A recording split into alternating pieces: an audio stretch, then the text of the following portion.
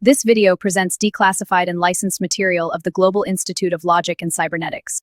We are tracking the evolution of a three-dimensional, incompressible fluid flow. The core question is whether this motion remains predictable over an infinite timeline. This axis represents our baseline mathematical state. We begin with initial data that is smooth, compactly supported, and divergence-free. There are no infinite spikes or broken physical laws in this starting condition. The Clay Mathematics Institute Millennium problem asks if these smoothly starting fluid motions can spontaneously develop singularities as time progresses. Physically, a singularity represents a total breakdown of the continuum model. It means infinite velocity gradients and infinite energy density. In these regions, the equations simply cease to function.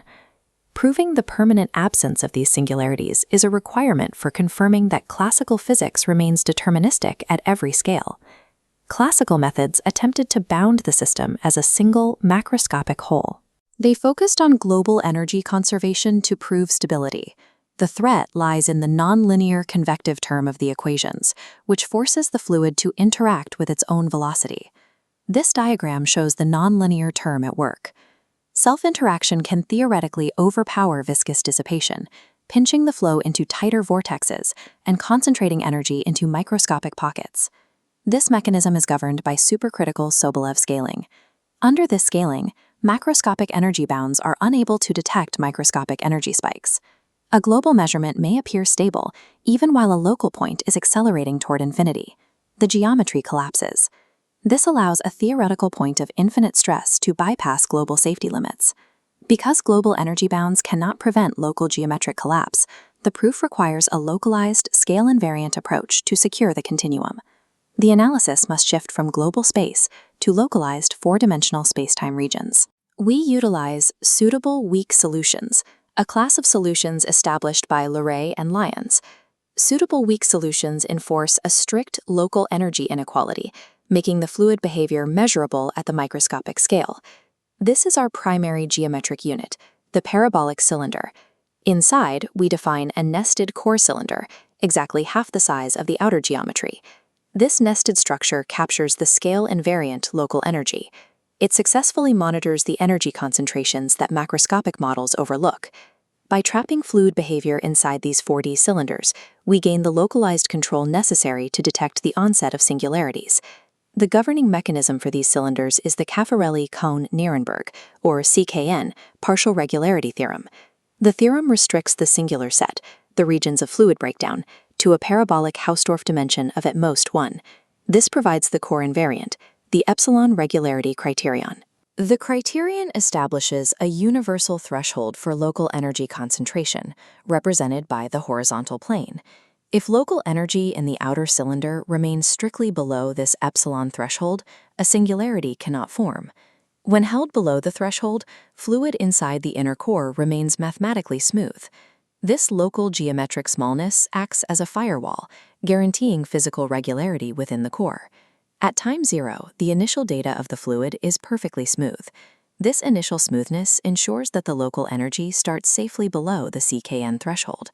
We advance this state using bootstrapping, a process where a verified state proves the properties of the state immediately following it.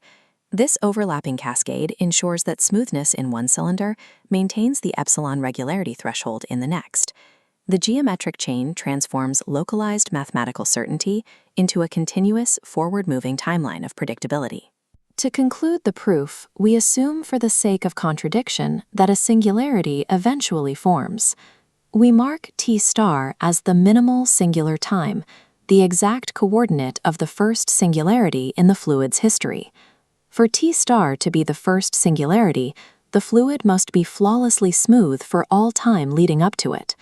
We apply the epsilon regularity criterion to the interval immediately before T star. The preceding smoothness forces the local energy concentration to remain below the CKN threshold. Because the threshold is met, the geometry at T star is forced to remain a smooth, invariant core. This is the formal contradiction.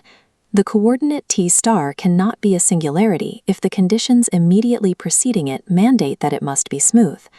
Since the first singularity is mathematically prevented, no subsequent singularities can form. the singular set is empty. The Navier-Stokes equations are now proven to guarantee global smoothness over infinite time. This provides a theoretical floor for applied physics and computational fluid dynamics. Establishing that the target solution remains well-defined is a prerequisite for numerical error analysis. We now have foundational regularity for long-term CFD simulations. This has direct implications for topological fluid invariance. Phenomena like vortex helicity and knot invariance depend on fluid lines that never snap or converge to infinity. Smoothness ensures these structures evolve continuously. The fluid lines are now mathematically secured against convergence to infinity. The equations still capture the full, chaotic complexity of fluid motion. However, the geometric framework secures the continuum against localized energy collapse. The three-dimensional Navier-Stokes system now stands as a mathematically complete description of incompressible flow across any finite or infinite time horizon. These results are rigorously geometric and strictly compatible with CFC axiomatic set theory. The proof relies exclusively on the existence of suitable weak solutions and the CKN partial regularity framework. We refrain from speculation. This is simply what has been formally proven. The Navier-Stokes global regularity problem is resolved. Debrief execution complete.